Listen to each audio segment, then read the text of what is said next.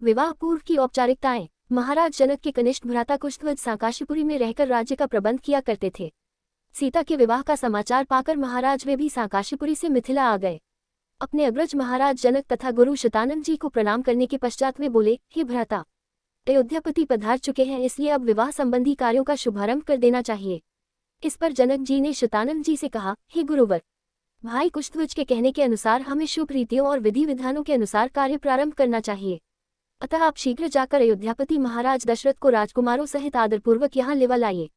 शतानंद जी जनवासे में महाराज दशरथ के पास पहुंचे और उनसे आदरपूर्वक बोले, महाराजाधिराज, मिथिला नरेश महाराज जनक अपने कनिष्ठ भ्राता कुशध्वज, परिजनों एवं समस्त मंत्रियों के साथ आपके दर्शनों के लिए उत्सुक हैं और अपने दरबार में आपकी प्रतीक्षा कर रहे हैं। इसलिए आप अपने मंत्रियों सहित पधार कर उन्हें कृतार्थ कीजिए। राजा जनक का संदेश पाकर राजा दशरथ गुरु वशिष्ठ, मंत्रियों एवं राजकुमारों के साथ वहां पहुंचे जहां राजा जनक उनकी प्रतीक्षा कर रहे थे। मिथिलापति ने खड़े होकर उन सबका स्वागत किया और उन्हें बैठने के लिए यथोचित स्थान प्रदान किया। जब सब अपने अपने स्थानों पर विराजमान हो गए तो इक्ष्वाकु वंश के गुरु वशिष्ठ जी ने राजकुमारों का गोत्र पढ़ना प्रारंभ किया, जो इस प्रकार था। आदि रूप स्वयंभू ब्रह्मा जी से मरीचि का जन्म हुआ। मरीचि के पुत्र कश्यप हुए। कश्यप के विवस्वान और विवस्वान के वैवस्वत मनु हुए। वैवस्वत मनु के पुत्र इक्ष्वाकु हुए। इक्ष्वाकु ने अयोध्या को अपनी राजधानी बनाया और इस प्रकार इक्ष्वाकु कुल की स्थापना की। इक्ष्वाकु के पुत्र कुक्षी हुए। कुक्षी के पुत्र का नाम विकुक्षी था। विकुक्षी के पुत्र बाण और बाण के पुत्र अनरण्य हुए। अनरण्य से पृथु और पृथु से त्रिशंकु का जन्म हुआ। त्रिशंकु के पुत्र धुंधुमार हुए। धुंधुमार के पुत्र का नाम युवनाश था। युवनाश के पुत्र माधाता हुए और माधाता से सुसंधि का जन्म हुआ। सुसंधि के दो पुत्र हुए, ध्रुवसंधि एवं प्रसेंजित। ध्रुवसंधि के पुत्र भरत हुए। भरत के पुत्र असित हुए और असित के पुत्र सगर हुए। सगर के पुत्र का नाम असमंज था। असमंज के पुत्र अंशुमान तथा अंशुमान के पुत्र दिलीप हुए। दिलीप के पुत्र भागीरथ हुए। इन्हीं भागीरथ ने अपनी तपोबल से गंगा को पृथ्वी पर लाया। भागीरथ के पुत्र ककुत्स्थ और ककुत्स्थ के पुत्र रघु हुए। रघु के अत्यंत तेजस्वी और पराक्रमी नरेश होने के कारण उनके बाद इस वंश का नाम रघुवंश हो गया। रघु के पुत्र प्रवृद्ध हुए, जो एक शाप के कारण राक्षस हो गए थे। इनका दूसरा नाम कल्माशपाद था। प्रवृद्ध के पुत्र शंखन और शंखन के पुत्र सुदर्शन हुए। सुदर्शन के पुत्र का नाम अग्निवर्ण था। अग्निवर्ण के पुत्र शीघ्रग और शीघ्रग के पुत्र मरु हुए। मरु के पुत्र प्रशुश्रुक और प्रशुश्रुक के पुत्र अम्बरीश हुए। अम्बरीश के पुत्र का नाम नहुष था। नहुष के पुत्र ययाति और ययाति के पुत्र नाभाग हुए। नाभाग के पुत्र का नाम अज था। अज के पुत्र दशरथ हुए और दशरथ के ये चार पुत्र रामचंद्र, भरत, लक्ष्मण तथा शत्रुघ्न हैं। इक्ष्वाकु कुल का वर्णन करने के पश्चात वशिष्ठ जी ने कहा, हे राजन, अब आप भी अपनी वंश परंपरा का परिचय दीजिए, क्योंकि विवाह जैसे मांगलिक अवसरों पर दोनों ही कुल अपने अपने वंश का परिचय देते हैं।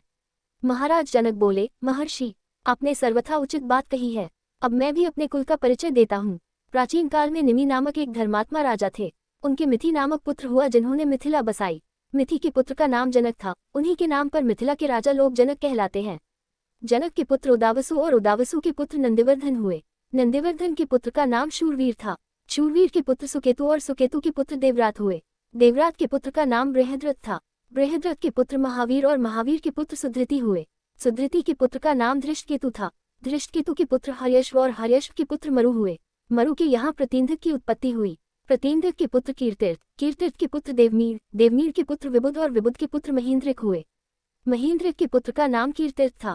कीर्तिर्थ के पुत्र महारोमा, महारोमा के पुत्र स्वर्णरोमा और स्वर्णरोमा के पुत्र हृस्वरोमा हुए।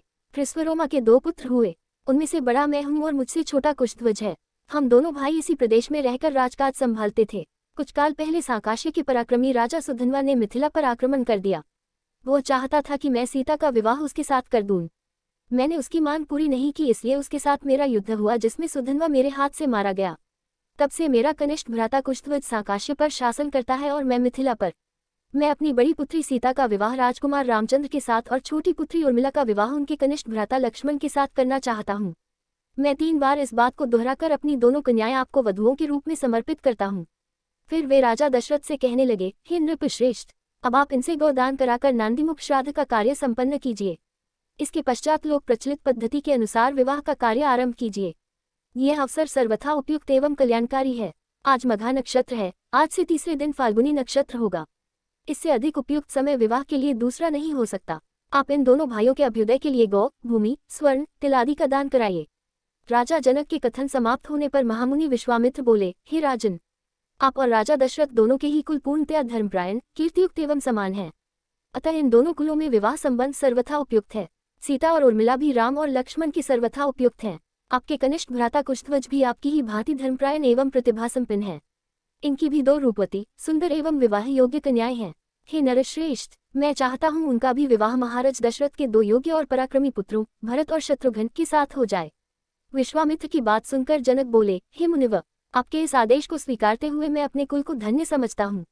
आप भरत और शत्रुघ्न को आज्ञा दीजिए कि वे कुशध्वज की दोनों कन्याओं मानवी एवं शुभकीर्ति को अपनी अपनी पत्नी के रूप में स्वीकार करें। इसके बाद मिथिला नरेश से अनुमति लेकर राजा दशरथ वशिष्ठ जी और विश्वामित्र जी के साथ जनवासे में लौट गए।